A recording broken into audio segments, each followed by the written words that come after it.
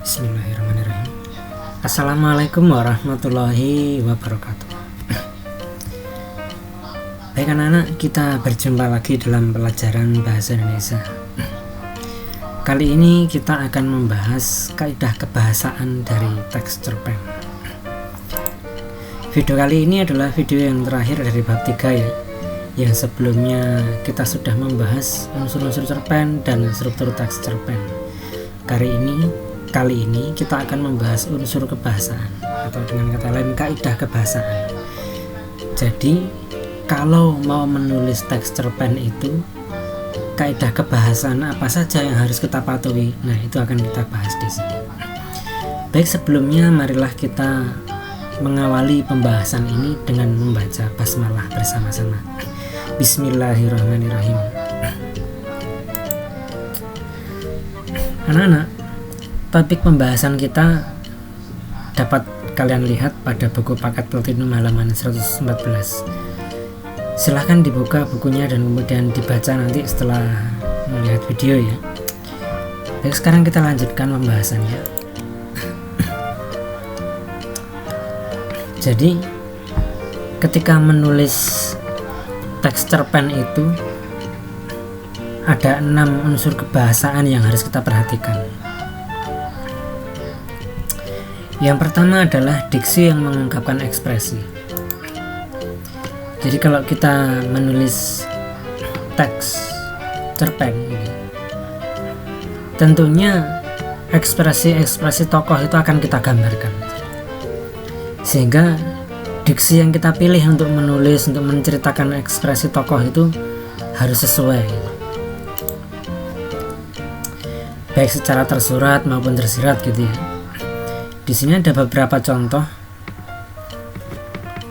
pengungkapan ekspresi cemas gitu ya, ekspresi malu dan ekspresi khawatir seperti itu. Jadi harus disampaikan dengan diksi yang sesuai. Nah, ini ada kalimat dengan diksi yang agak ini ya, dicampur dengan majas. Aku sibuk menata hatiku sendiri. Ini artinya cemas gitu. Ini sedikit diramu dengan gaya bahasa supaya menghasilkan makna yang rasanya lebih kuat gitu. Makna yang lebih kuat. Sedangkan kalau yang paling bawah ini biasa ini. Kalau ibu sakit, siapa yang mengantar ibu ke dokter? Menggambarkan ekspresi kekhawatiran. Tapi cukup bisa dipahami sebenarnya. Enggak selalu harus menggunakan majas, lugas juga bisa. Yang penting ekspresi itu sesuai dengan penggambarannya. Berikutnya anak-anak, ketika menulis teks cerpen kita juga harus memperhatikan majas atau gaya bahasa penulisan. Seperti yang ini tadi ya, ini menggunakan gaya bahasa gitu ya. Jadi majas atau gaya bahasa itu dibutuhkan ya seorang penulis ya untuk mengungkapkan gagasan dalam cerita sehingga rasanya itu lebih kuat, maknanya itu lebih terasa sesuai dengan gagasan yang diinginkan.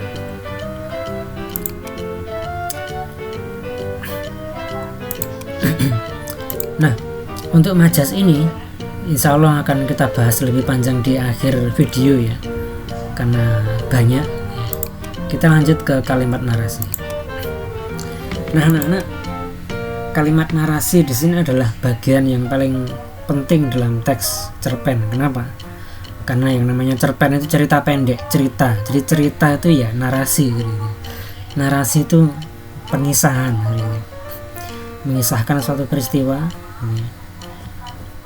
Jadi ya cerita seperti itu. Misalnya seperti ini. Saya baru saja sampai ketika sosok tamu mencurigakan itu datang. Ini kan informatif tapi formatnya itu diceritakan seperti itu. Informasinya apa? Ada orang yang mencurigakan datang, tapi kalimatnya itu kalimat cerita, kalimat kisah diceritakan.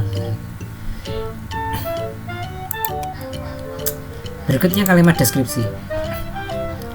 Nah anak-anak, dalam menulis teks cerpen, tentunya kita akan mendeskripsikan latar kan ya. Mendeskripsikan latar, mendeskripsikan watak tokoh, mendeskripsikan suasana gitu ya. Mendeskripsikan peristiwa seperti itu ya. Jadi kita harus menggunakan kalimat, menggunakan diksi yang itu bisa menggambarkan apa yang kita inginkan, apa yang ada dalam kepala kita, sehingga pembaca cerpennya kita nanti itu bisa membayangkan apa yang kita bayangkan. Jadi saking kuat mendeskripsikan suasananya gitu ya, misalnya suasana mencekam sampai yang membaca tuh benar-benar ikut-ikut merasa takut. Nanti berarti deskripsinya bagus. Saking bagusnya mendeskripsikan suasana kebun yang indah seperti itu ya, sampai membuat para pembaca itu sangat merasa berada di kebun itu. Nah, itu deskripsi yang bagus. Jadi pemilihan katanya harus pas gitu ya. Ditambahi diksi-diksi yang ekspresif tadi itu ya, ada rasa kan seperti itu ya. Ketika seorang berada di kebun itu kan ada rasa gembira di situ. Nah ini membayangkan suasana seolah melihat peristiwa, benda dan lain-lain. Contohnya ini, wanita itu kuperkirakan umurnya 80 tahun, bertubuh agak bungkuk dan bersuara serak. Nah ini kira-kira tergambar kan, kita muncul sesosok bayangan ya di dalam imajinasi kita. Nah itu kalau sudah muncul berarti deskripsi ini bagus gitu. Walaupun mungkin bergantung pada imajinasi masing-masing pembaca ya. Jadi kalau ada yang pembacanya itu imajinasinya kurang ya kurang gitu. Tapi kalau ada pembaca yang imajinasinya luar biasa ya, yang dia bayangkan akan lebih dari ini gitu. Tapi kita usahakan yang sebaik-baiknya gitu. Baik, masih 2 bahasan lagi. Kalau mau izin ke belakang gitu ya, silakan di pause dulu videonya, terus kemudian nanti dilanjut lagi. Ini masih panjang ya, 2 bahasan lagi, insya Allah tinggal dikit ini. Kalimat dialog. Nah, dalam menulis sebuah teks cerita pendek, tentunya kita juga akan menggambarkan interaksi antar tokoh, menggambarkan antar tokoh itu berkomunikasi. Nah, menggambarkan tokoh berkomunikasi itu tidak semata-mata selalu berbentuk cerita ya, tapi juga bisa dibuat dengan format kalimat langsung seperti ini. Jadi kita harus tahu di mana menaruh tanda petik gitu ya. Setelah tanda petik kapital atau kecil gitu. Tanda bacanya itu setelah petik atau sebelum petik, kita juga harus tahu. Kaedahnya menulis kalimat langsung, dan kalimat langsung itu adalah kalimat yang diucapkan langsung ya, seperti itu. Baik, lanjut ke kaedah penulisan. Ragam bahasa. Jadi ragam bahasa pada teks cerpen itu anak-anak non formal ya, jadi tidak ada keharusan untuk menggunakan kata baku. Jadi pakai kata tidak baku pun boleh, karena memang non formal seperti itu. Tapi kaidah penulisannya tetap harus baku, seperti penggunaan tanda baca, kapan harus kapital seperti itu, kapan sebuah kata itu dipisah atau dirangkai seperti itu, imbuhan dan lain-lain, itu harus tetap sesuai dengan kaidah. Nah, berikutnya kita akan melanjutkan pembahasan mengenai majas ini tadi ya. Gaya bahasa. Ada banyak anak-anak di sini, ada puluhan ya seperti itu. Cuman di video kali ini saya akan membahas sebagian saja ya. Di antaranya adalah personifikasi anak-anak. Ini sudah sering kita jumpai di mana-mana. Personifikasi itu berasal dari kata person ya, orang. Person itu kan bahasa Inggrisnya orang ya, person. Jadi personifikasi itu adalah mengorangkan gitu ya, bahasa Indonesianya, mengorangkan. Jadi benda mati itu diperlakukan seperti orang gitu. benda yang bukan orang diperlakukan seperti orang gitu. Nah, misalnya contoh ini, dengarlah nyanyian pucuk-pucuk cemara. Cemara itu bukan orang gitu, tapi nyanyian ini kan perbuatannya orang gitu. Jadi cemara ini diperlakukan seperti orang gitu. Ini namanya personifikasi. Contoh lain misalnya daun pisang itu melambai-lambai. Melambai itu kan aktivitasnya orang gitu ya, dan daun pisang itu bukan orang gitu. Nah, itu personifikasi mengorangkan. Berikutnya metafora. Metafora adalah perbandingan implisit. Jadi perbandingan secara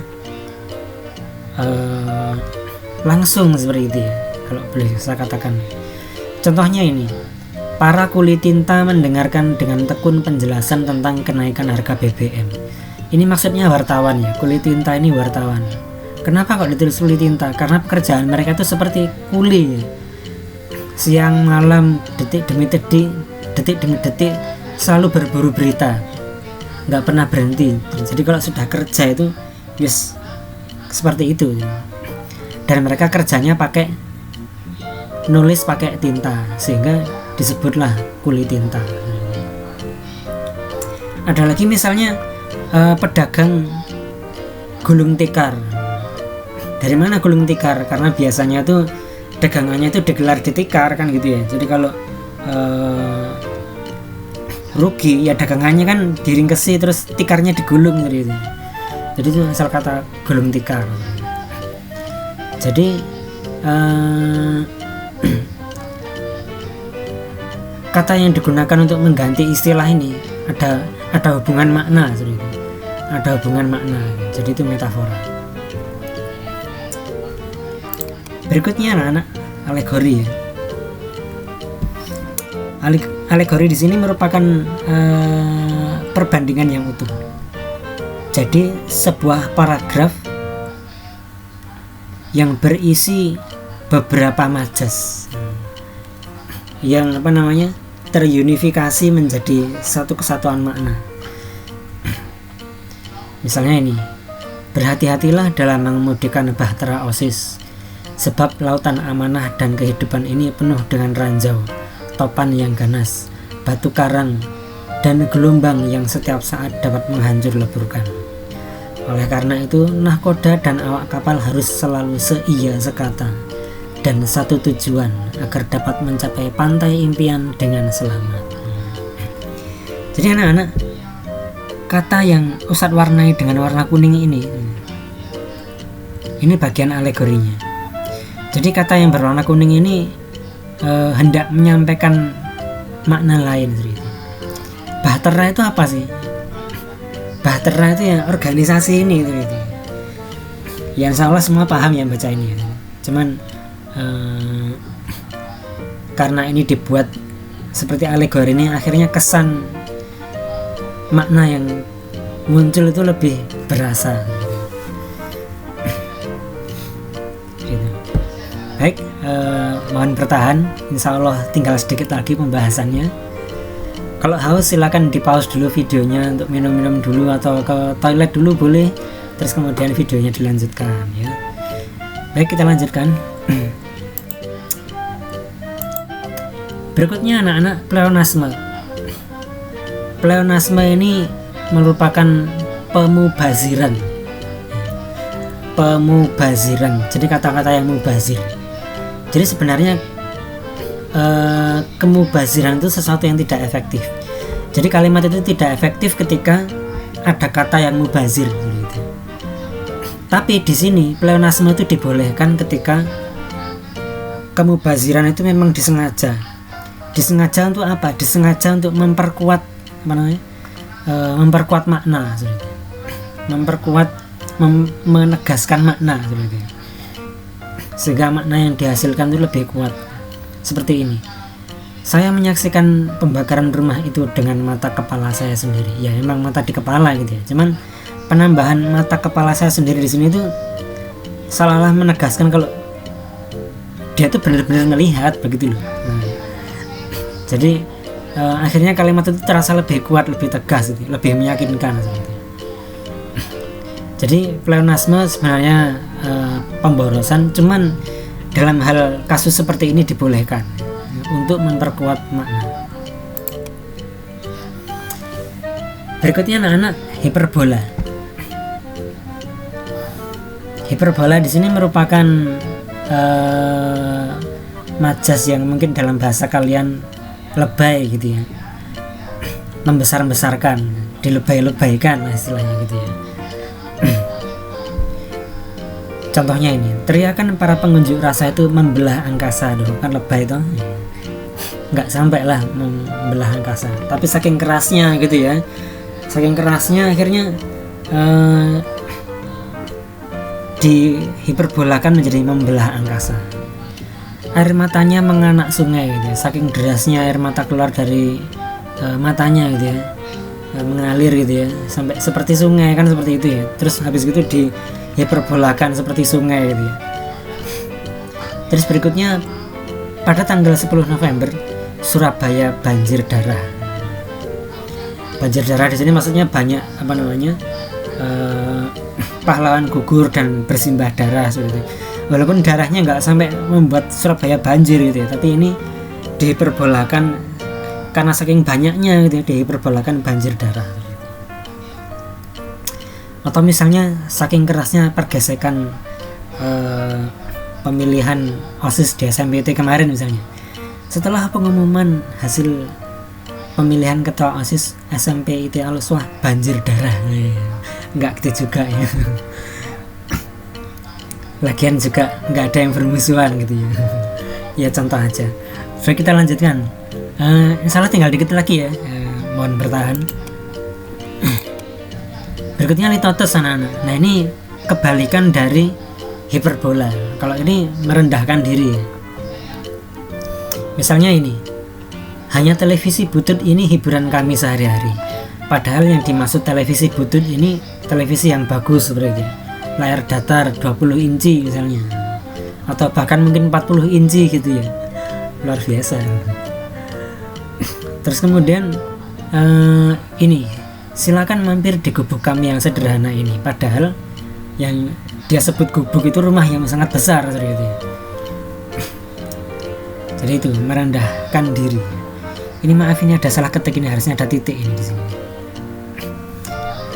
Berikutnya majas ironi anak-anak. Nah ini sindiran, ini nyindir. Pagi benar engkau datang Hen. Sekarang baru pukul 11.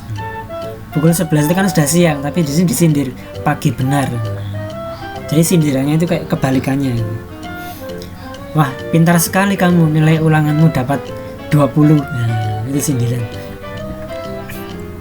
Rajin sekali kamu, jam 9 baru bangun, nah, misalnya. Terakhir anak-anak, terakhir kayaknya, metonimia. Metonimia adalah gaya bahasa yang menggunakan nama ciri atau nama hal yang ditautkan dengan segala sesuatu sebagai penggantinya. Gampangannya nama merek. Nama merek menggantikan nama barang. Misalnya ini ya, sebelum menaiki Hondanya, Pak Saman meneguk Aqua yang digenggamnya. Maksudnya ini bukan Hondanya, ini motornya kan gitu ya. Jadi kata Honda di sini menggantikan motor. Kata Aqua di sini menggantikan air mineral seperti itu. Jadi nama merek menggantikan nama barang. Jadi itu metonimia. Masih ada lagi nih, sinekdok. Jadi sinekdok ini ada dua anak-anak, part prototo dan totem propart. Part prototo ini adalah majas yang menyebut sebagian untuk memaksudkan keseluruhan. Maksudnya ini, setiap kepala dikenai sumbangan sebesar Rp1.500. Yang dimintai sumbangan ya bukan kepalanya, tapi orangnya, bukan kepalanya tok gitu ya. Contoh lagi ini, dia menghabiskan 20 tusuk sate ini. Yang dia habiskan bukan tusuk satenya saja gitu, tapi juga satenya ini. Tapi di sini yang disebut tusuknya saja, part sebagian. Itu juga ini, seorang dermawan berkorban 5 ekor sapi. bukan ekornya saja yang dikurbankan ya, tapi ya sama sapinya kan gitu ya. Jadi ini menyebut sebagian untuk memaksudkan keseluruhan. Berikutnya totem ropat, yaitu menyebut keseluruhan untuk memaksudkan sebagian. Misalnya ini, sekolah kami sudah 2 kali mendapati juara pertama dalam lomba cerdas cermat bahasa Inggris. Padahal yang mendapatkan juara di sini kan tim cerdas cermatnya gitu ya, bukan seluruh sekolah ya, tapi di sini yang disebut sekolahnya gitu. Ini keseluruhan untuk memaksudkan sebagian. Contoh yang lain misalnya dalam olahraga sepak bola misalnya, Indonesia menaklukkan Inggris 3-0 misalnya. Mimpi gitu ya. Enggak apa-apa mimpi, semoga satu saat terwujud gitu. Jadi Indonesia menaklukkan Inggris 3-0, bukan berarti seluruh Indonesia menyerbu Inggris kan gitu ya, tapi maksudnya tim sepak bolanya gitu. Jadi keseluruhan memaksudkan sebagian, seperti itu. Baik anak-anak, insya Allah itu pembahasan kita, semoga cukup bisa dipahami.